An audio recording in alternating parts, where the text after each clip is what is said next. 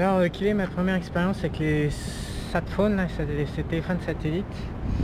Alors, l'Inmarsat, celui-là, il marche bien. Après, en fait, j'ai réussi à envoyer des messages, ça capte bien, même au fond du trou de la jungle. J'ai réussi à envoyer des messages de l'un à l'autre, des SMS, mais pas de l'autre au premier.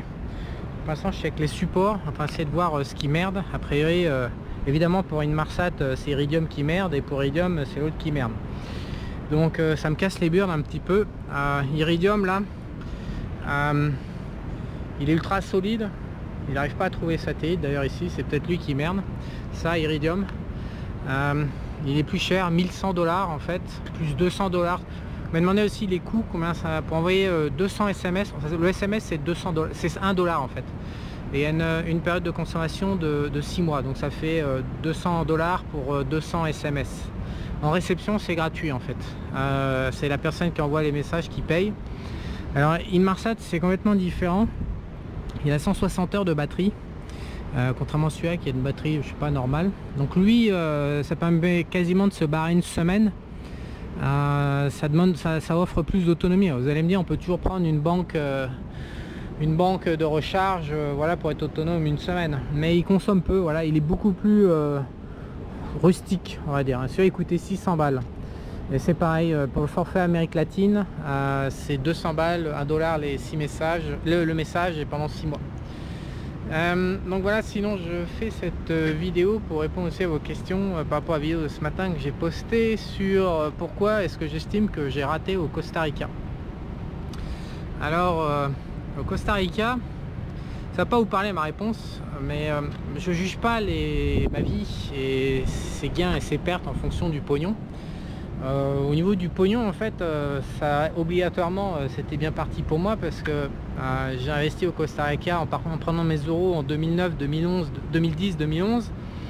L'euro valait entre 1,40 et 1,60 2012 et aujourd'hui on vaut 1,13. Donc quoi qu'il arrive, quand vous avez comme ça un gain d'environ 20 ou 30% sur $1 million, c'est tout de suite 300 000 $ de gain. Alors évidemment après c'est dur de perdre. Au niveau de l'immobilier, j'ai pas fait de compta. Je suis en train de sortir la dernière maison là, je sais pas combien j'ai dû gagner, pas tant que ça, mais j'ai peut-être dû gagner 200 000, un truc comme ça. Avec le terrain commercial tout compris, je sais pas, ça doit se faire au total entre le change et puis l'opération immobilière. Brut parce qu'après il y a le temps qui passe qu'il faut amortir, il y a l'énergie dépensée. Brut, le gain doit être de 500 000 $ en 10 ans, donc pas renversant mais correct. C'est pas pour ça qu'on juge que c'est réussi ou pas réussi. Pour moi c'est raté parce que c'est la manière dont j'ai pris la décision d'aller au Costa Rica. Je pense qu'on réussit une vie en respectant ses choix. Et donc et non pas en faisant du pognon. Je pense qu'une vie réussie c'est une vie où on fait les choix et qu'on les assume, on les a fait en toute connaissance de cause et on accepte d'échouer à partir du moment où on fait son propre choix, et aussi parce que ça génère du plaisir. Et comme toute chose, il y a des avantages et des inconvénients, il y a des bonnes choses et des mauvaises périodes, etc. Mais c'est pas la question. La question c'est la manière dont on a pris le choix. Thaïlande, j'ai vraiment choisi d'y être à plein temps en 2012, janvier 2012. Et alors là vraiment c'était un excellent choix et c'était une fabuleuse période de ma vie entre 2008 et 2018 à Thaïlande, zéro regret. Le Costa Rica, j'ai fait un choix dit spirituel. Et alors je suis désolé, ça va encore choquer du monde, mais moi mon expérience de la spiritualité, et quand je regarde les gens qui se baignent là-dedans, c'est de la merde. La spiritualité, ils n'ont aucun impact sur la matière. J'ai testé 26 thérapeutes, chamans et tout ce que vous voulez, il n'y en a pas un seul qui a réussi à scanner la fréquence de mon trauma. La spiritualité et l'énergie ne voient pas les traumas, et la spiritualité et l'énergie n'ont pas impact sur la matière. Ce qui a l'impact sur la matière, ce sont les introjectés. Donc choisir des critères de vie en fonction de la spiritualité, c'est le plus court chemin pour échouer et avoir des regrets. C'est comme écouter ses introjectés et larbiner dans la peur toute sa vie pour se réveiller sur son lit de mort en se disant merde, peut-être que j'aurais dû prendre un petit peu plus de risques et j'aurais peut-être dû avoir moins peur. Donc moi le choix du Costa Rica, je l'ai fait en fonction des introjectés et de la spiritualité, et je l'ai pris dans la gueule parce que j'ai détesté le Costa Rica. C'était pas un pays pour moi, c'est pas un pays en tant que personne, en tant qu'individu, en tant qu'avatar dans la matière, pas du tout aimé. Alors j'ai rencontré Oscar, c'est fabuleux et l'aventure va continuer avec lui au Costa Rica et avec sa famille, J'ai aussi beaucoup appris. De toute façon, quand on démarre des trucs, hein, en arrivant d'Europe, sans rien connaître du monde tropical, quand on démarre des aventures, forcément, l'apprentissage, ça se fait dans la douleur. J'ai pas vu beaucoup de monde dans ma vie qui apprenait des choses sans se vautrer et sans avoir mal. Donc le Costa Rica, c'était de l'apprentissage. C'est ce qui fait qu'aujourd'hui, au Panama, c'était un choix global, à la fois spirituel, introjecté, et puis Charles en tant qu'individu. C'est un choix qui est satisfaisant, c'est un compromis entre toutes les différentes forces qu'il y a dans l'être humain. Voilà, c'est un deal qui s'est fait. Ça délivre, le Panama me délivre de la valeur et j'apprécie ma vie au Panama vraiment.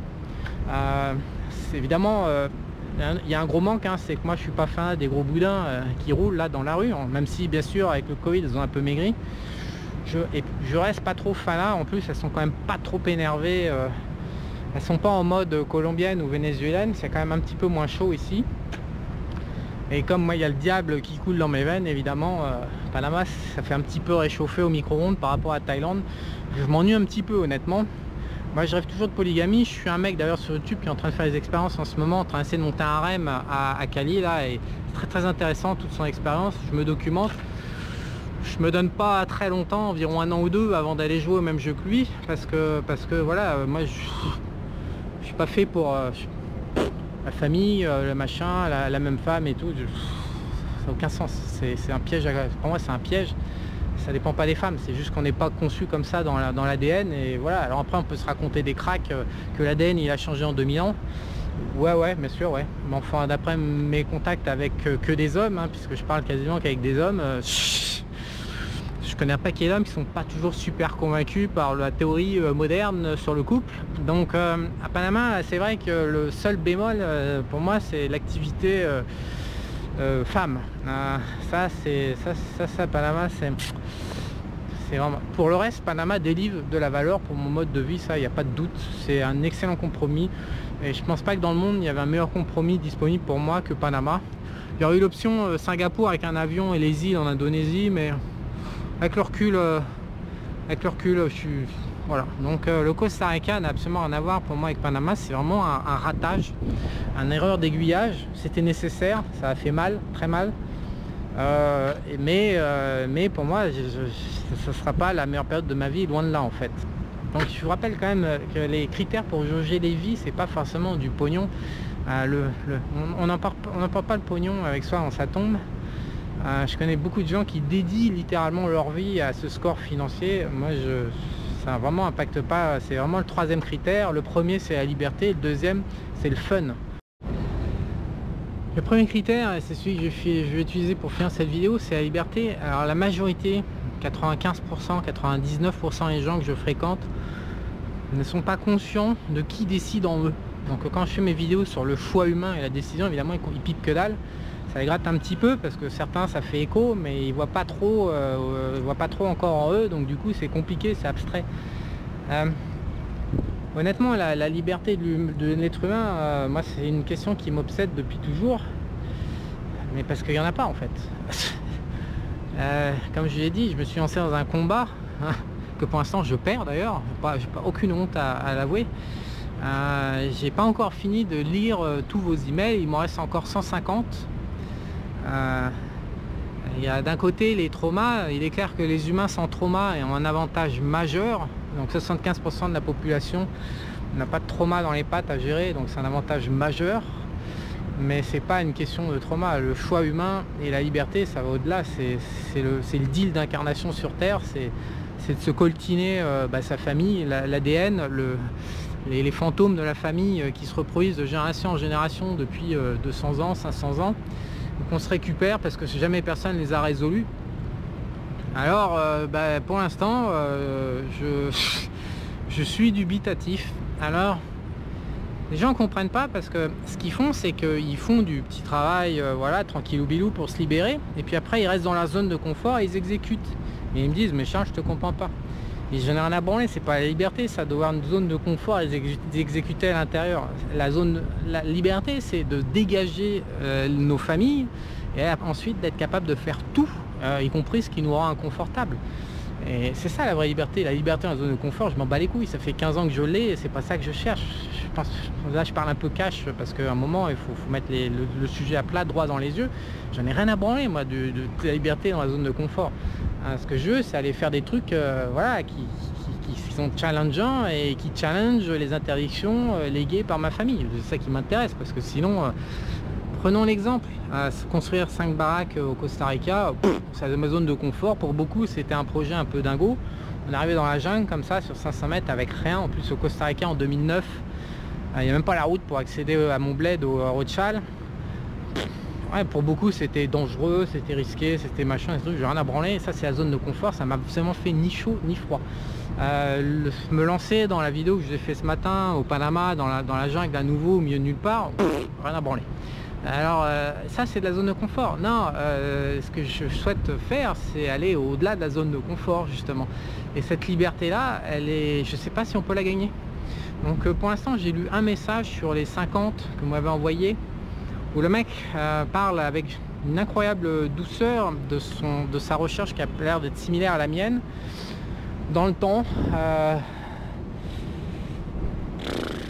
Le souci c'est que s'observer c'est cool, voilà, y aller en douceur c'est cool, mais moi la zone d'inconfort, il y a un moment en fait il faut s'y coller dans la zone d'inconfort, et donc les gens qui partent dans cette recherche ne vont pas après au contact de la matière, monter des boîtes, je sais pas, faire du trading, baiser plein de meufs, ou je sais pas, des trucs où il y a la pression, l'amour, le sexe, le fric, c'est là où on a la pression. Si c'est pour être tranquillou chez soi devant un feu de bois l'hiver avec son chien sur ses genoux, son chien à ses pieds, en train de dire ouais maintenant je me sens bien, je me sens libre, je fais des choix libres. Non les mecs, non, ça c'est pas vrai, c'est pas ça. La liberté c'est quand on est sous pression, qu'il y a des enjeux, qu'on est en train de faire quelque chose qui est interdit par la famille, mais que nous on y tient quand même, on a quand même envie de le faire, et qu'on ne se chie pas sur la gueule en sabotage malgré l'interdiction familiale. C'est ça la vraie liberté, c'est ça les choix auxquels je fais allusion. C'est pas une quantité de pognon. Alors il y en a qui disent ouais, qu'est-ce que tu nous fais chier avec tes choix, t'as assez de blé, t'en as jamais assez, ou tu vends tes formations. Alors là pareil, l'information c'est ma zone de confort, j'en ai rien à branler.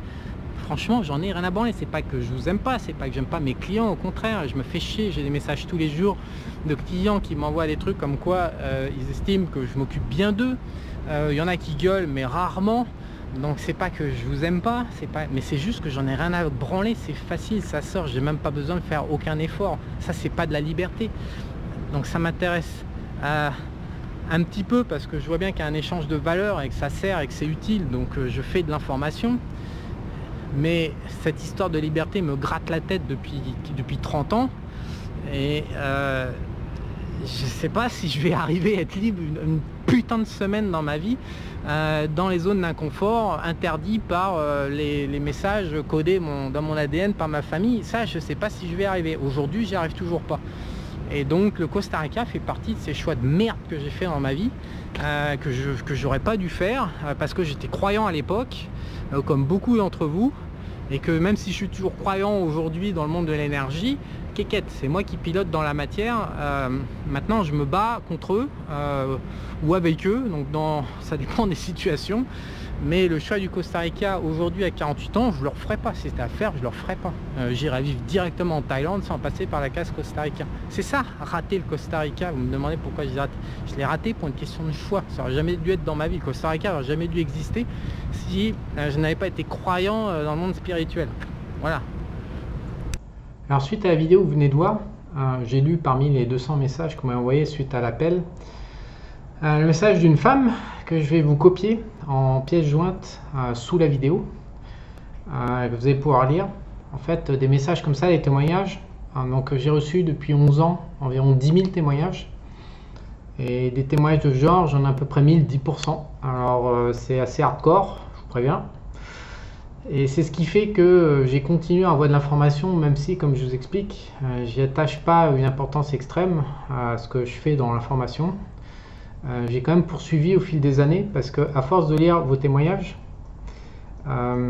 et en fait beaucoup de gens pour faire de l'argent ont dérivé du job d'information à job de pur marketeur, vendeur d'informations low fréquence mais qui se vend très bien pour faire le max de pognon. chose qu'on n'a absolument jamais fait sur Objectif Éco.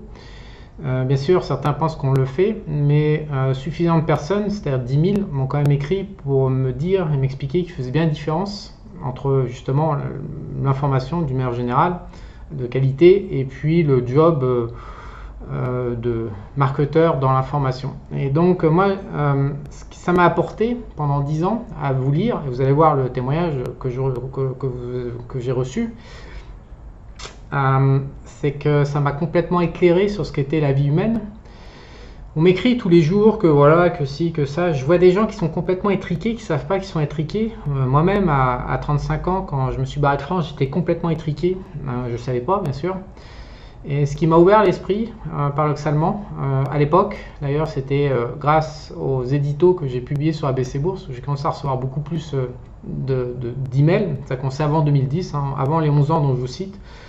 Mais après, ça s'est amplifié avec le Costa Rica, les blogs, le YouTube. Et le fait de lire ces gens-là comme ça, qui se livraient parce que ils savaient que j'en ai quelque chose à foutre. Quand vous m'écrivez, j'en ai vraiment quelque chose à foutre. Je lis, comme vous pouvez voir, je prends le temps de lire. Alors je suis en retard de 200 mails, mais je prends le temps de lire quand même 5 par jour, 10 par jour. Mais quand je lis, je suis présent et j'écoute. Et en fait, à force de lire ces tranches de vie que vous m'envoyez depuis 10 ans, 10 000, je vous laisse deviner. Les gens pensent que je raisonne toujours dans la petite vie avec mes petits trucs et machin, ou alors que voilà, mais pas du tout. Je suis assis sur une base de données avec des statistiques. Non seulement depuis 11 ans, j'ai collecté toutes mes occurrences de vie littéralement du tableau Excel quasiment. Donc je connais comment mon énergie impacte la matière et les biais que ça fait, parce qu'il y a une distribution gaussienne des événements dans la vraie vie. Et quand on est du 0 ou 100, qu'on enchaîne le 0 ou 100, évidemment, ça, c'est pas très crédible. Donc, il y a une déformation de la réalité de la matière. Ça peut être que le monde de l'énergie qui est capable de faire ça. Donc, j'ai une base de données sur mes occurrences de vie depuis 10 ans. Et j'ai également votre base de données, de témoignages que vous m'avez écrit depuis 10 ans. Et donc, quand je fais des vidéos, je ne me base pas sur ma petite pensée de mes 3 livres que j'aurais pu lire. Je me base sur vos 10 000 témoignages et sur mes centaines ou milliers d'occurrences que j'ai stockées dans les différents domaines de ma vie. Et donc, ça me donne une force extrême, mais c'est surtout que ça m'a empêché d'être étriqué. Et je pèse mes mots, ça m'a empêché d'être étriqué, parce qu'on a tous un biais à être étriqué. Et à un moment, il faut s'ouvrir. Et le témoin, je vais vous le copier. La femme m'a autorisé à le copier. Elle le signifie tout en bas de son message. Donc, je vais le copier et vous allez comprendre comment, moi, étriqué français de 35 ans, à force de recevoir et de lire des messages comme ça, évidemment, j'ai commencé à réfléchir sur la vie en me disant, tiens, en fait, le plus court chemin pour être réaliste, c'est qu'en fait, je dois comprendre que j'y connais que dalle et que la vie est beaucoup plus vaste et beaucoup plus large. La palette des comportements humains, la palette des trajectoires de vie dépasse tout ce que je peux imaginer, tout ce que mon cerveau peut me projeter à l'intérieur. En fait, ça va bien au-delà. Et alors évidemment, au bout de 10 ans, je me retrouve avec une immense base de données. Donc quand je vous affirme des trucs dans mes vidéos, parce que là, ça c'est pénible après, évidemment, de dealer avec des gens qui sont encore étriqués, mais quand je vous dis des choses dans mes vidéos, je ne vous le dis pas à partir de ma propre vie, je vous le dis à partir d'une expérience de 10 000 témoignages que j'ai pu lire. Donc, pourquoi aussi, alors ouais, tu te permets, là, tu critiques les thérapeutes, etc., en permanence, les chamans, qu'est-ce que t'en sais, tout ça. Je vais vous dire un truc, les chamans et les thérapeutes, ils n'ont pas les 10 000 témoignages que j'ai. Ils les ont pas. Ils font 50-100 clients par an, voilà, ils ont 10 années de pratique, ils ont vu 2000 mecs, ils n'en ont pas vu 10 000. Et puis à tout casser, 2000, c'est un grand nombre. Pour la plupart, je suis sûr qu'ils arrivent à 1000 cas de figure dans leurs mains. Alors je ne vous ai pas parlé, mais les témoignages sont quand même assez précis sur ce que je reçois. Ça fait très très longtemps que j'en lis. Et surtout, ils sont filtrés par le fait que comme j'évite de balancer de la merde dans les vidéos pour faire de l'argent, je balance quand j'ai envie de balancer. J'étais absent pendant 1 an de YouTube parce que j'ai rien à vous dire. Et quand je suis là et que je dis des choses, je les dis parce que j'y crois. Et donc, je suis plus du tout dans un processus. Il faut publier sur YouTube 1 fois par semaine, 1 fois par jour, je sais pas trop quoi, pour faire de l'audience et machiner et faire du business et des millions. J'en ai rien à branler. Et donc, du coup, les gens qui regardent mes vidéos, qui entrent en contact avec moi et qui raisonnent avec moi, sont des gens qui sont pareils. Et donc, la qualité des témoignages que je reçois est assez importante et assez élevée. C'est vraiment étonnant tout ce que vous m'envoyez. Ça a changé ma vie. Donc en contrepartie, en retour, j'essaye de vous recracher dans mes vidéos ce que vous m'avez vous-même donné. Et vous ne connaissez pas, mais au final, je me retrouve à faire un job un peu intermédiaire qui fait de la synthèse et qui fait redescendre. Et donc vous êtes content parce que vous apprenez et moi je suis content parce que vous m'apprenez, donc c'est un deal qui est gagnant. Maintenant vous allez lire le témoignage en dessous de la vidéo, vous allez voir qu'il y a des trajectoires de vie qui sont hardcore et n'allez pas penser que c'est une exception.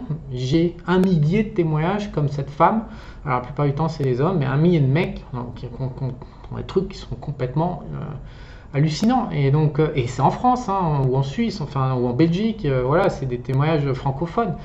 Et donc ça fait réfléchir. Au bout d'un moment, en fait, on s'aperçoit que, en plus, moi par-dessus ça, je collecte les témoignages enfin je trace la vie des mâles alpha, ce qu'on appelle, j'ai une liste de 500 mecs de top mondiaux en faute. Et je trace leur vie, je les ai suivis depuis 10 ans, donc c'est les gens qui ont 40, 50, 60 ans, qui sont leaders dans leur domaine, donc ça fait très très longtemps que je fais ça, en fait ça fait même 20 ans que je fais ça.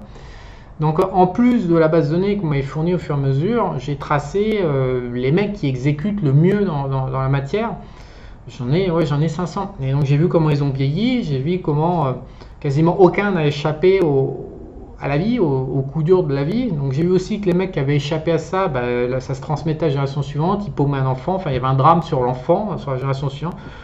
J'ai à peu près pas vu de mecs qui me viennent à l'esprit. Alors actuellement il y en a encore, mais ils sont un peu jeunes. Le premier nom qui me vient c'est Roger Federer, il fait le grand chelem depuis le départ. Il a 40 ans, on a vu Michael Schumacher, il a fait le grand chelem, c'était trop parfait sa vie, et puis voilà, c'est parti dans le décor. Donc voilà, moi en tout cas les trajectoires de vie qui m'ont été exprimées dans vos messages, ça a fait que je suis devenu ce que je suis aujourd'hui. Quand je pense vous quoi, je pense 10 000, je pense pas Charles quoi. Il faut arrêter faut sortir de soi en fait. Il faut voir le monde, il faut voir les gens, il faut voir la France, il faut voir les trajectoires de vie. C'est fou en fait. Toute cette variété d'incarnations et de trajectoires de vie, c'est assez hallucinant. Voilà. Je vais ouvrir cette vidéo également en commentaire, vous pourrez commenter ce que cette jeune femme nous transmet. Probablement que de nombreuses personnes, ça va faire écho pour de nombreuses personnes. Je sais de manière certaine de toute façon que parmi vous, 10%, voilà, ça castagne dur. Et probablement que vous vous retrouverez dans des chemins difficiles. C'est la vie, hein. Qu'est-ce que je vous dise ? C'est la vie.